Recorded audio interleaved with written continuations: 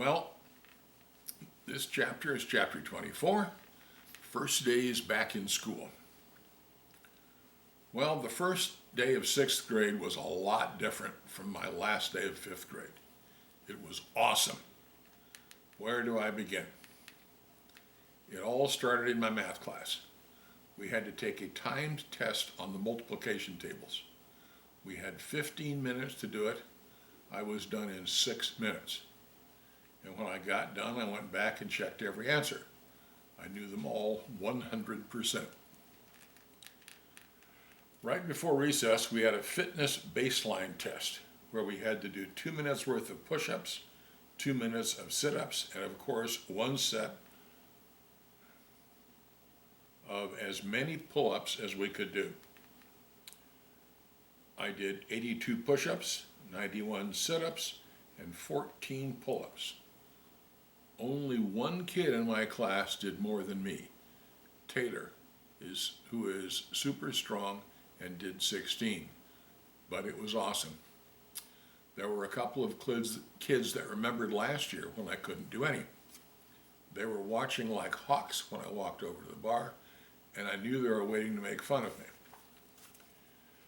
Instead, when I got done beating both of them, by the way, they asked how I did so many. I answered in one word: practice. Soon after, the recess bell rang and all the kids flooded the playground. I made my way over to the jungle gym. Of course, Kenny Williamson was there. The first day of school, and he was already bullying people and not letting them on the jungle gym. It was just him and a few of his so-called friends hanging out there. A couple other kids were hanging around the border of the jungle gym, scared to go on it. I wasn't scared. I walked right over to it and up the stairs to the platform that leads to the monkey bars. I swung across the monkey bars, and when I got to the other side and dropped down, Kenny was standing looking at me. "What do you think you're doing, Mark?" He growled at me. I acted really innocent. "Well, me? I'm going on the monkey bars," I told him. "You can't go on the monkey bars. Those are my monkey bars. In fact, you can't go on the jungle gym at all. This is my jungle gym," Kenny said sternly as he stepped a little closer to me. "This isn't your jungle gym, Kenny.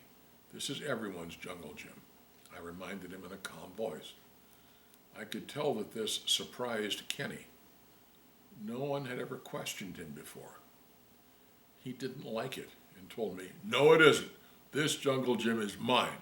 I am the king of the jungle gym." A few other kids started to gather around to watch. "No, Kenny, you are not the king of the jungle gym. Not anymore," I told him. The other kids looked shocked at what I had said.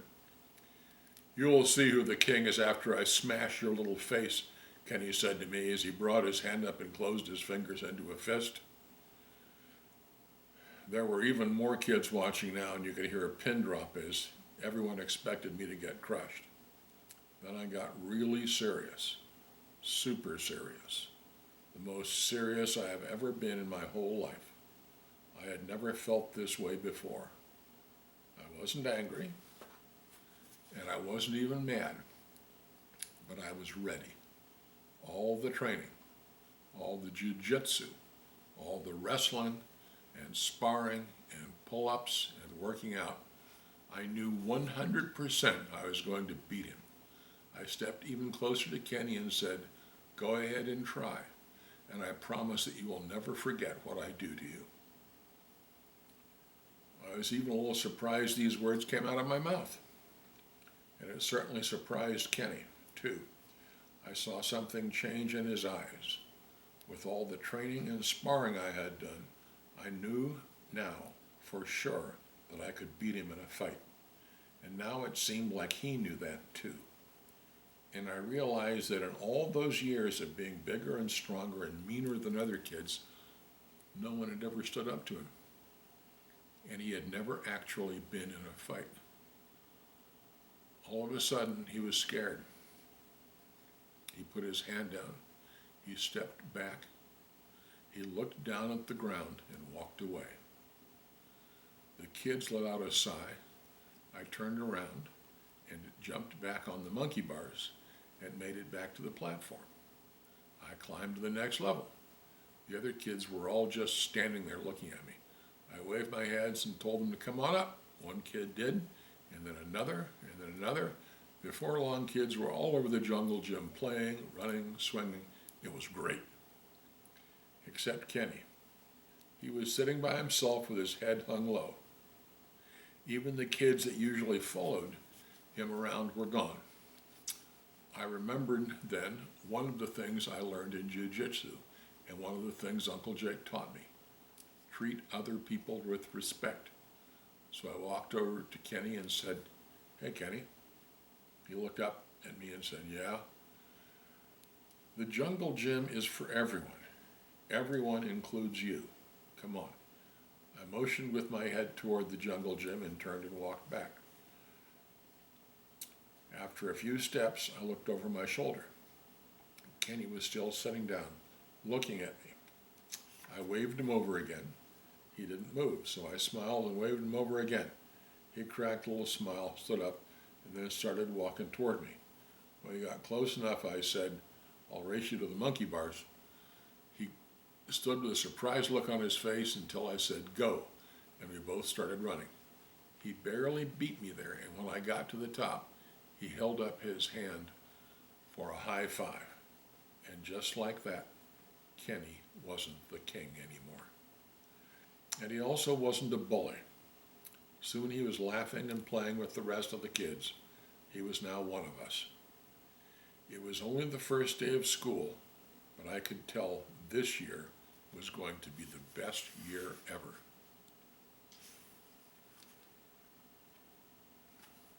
I think we'll just read a second chapter today because it's a good way to close the book out.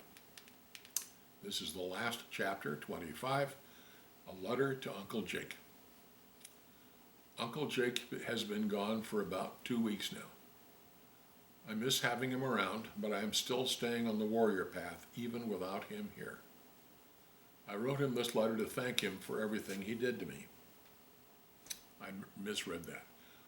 To thank him for everything he did for me. Uncle Jake, I hope you are having a good time at college.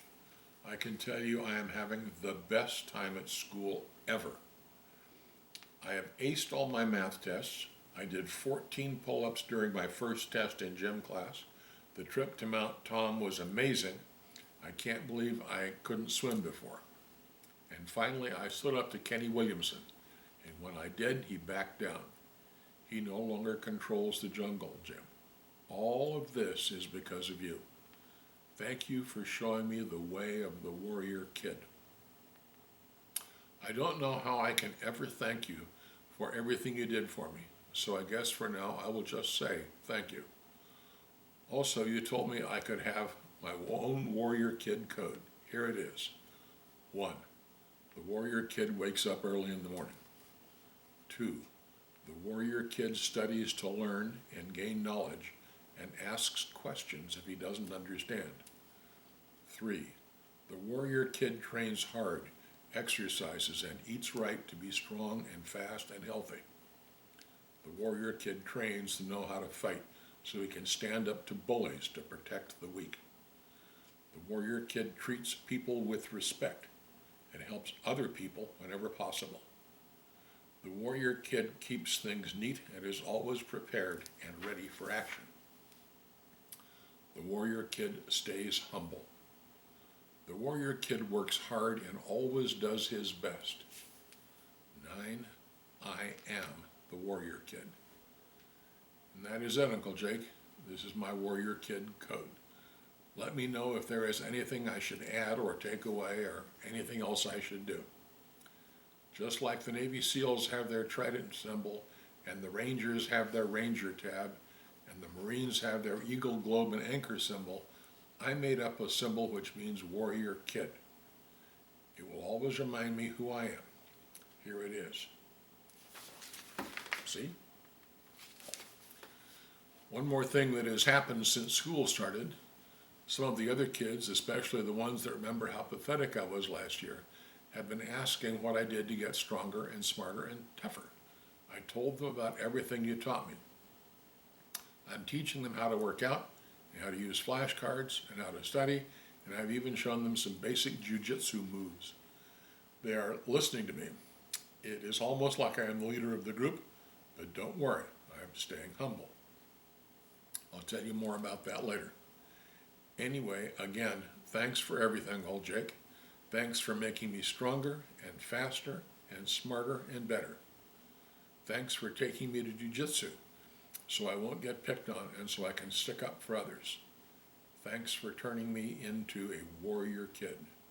With thanks, respect, and love, your nephew, Mark.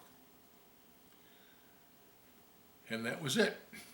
I was lucky to have Uncle Jake, but not everybody has an Uncle Jake. I know that. I also know it doesn't really matter.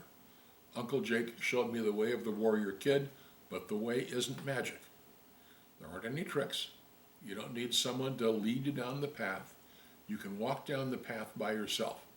Wake up early, exercise hard, eat good food, study, train jiu-jitsu. The path to being a warrior kid is simple, but it isn't easy. Sometimes it is hard to wake up early in the morning. Sometimes you don't want to work out. Sometimes it is hard to go train jiu-jitsu. Sometimes you want to eat junk food. And in all these situations, that is when you have to use discipline to make yourself stay on the path. In the long run, the path of discipline will set you free. Wow, that's quite a book.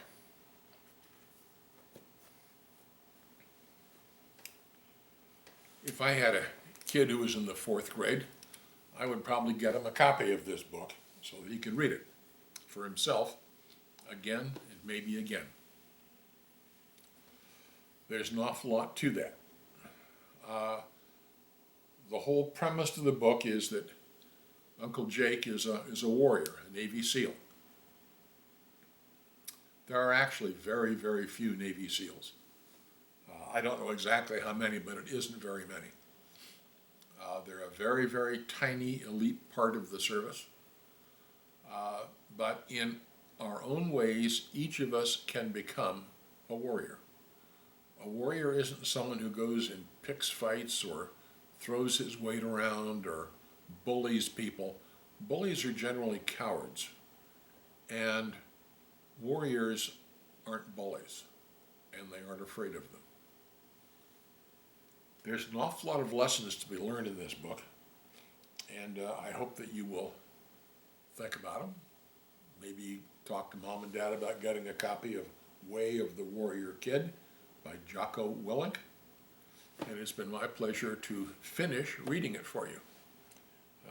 Mrs. Morton has said that I can look forward to doing the first part of it so that kids who come along after you can have to listen to my raspy old voice too.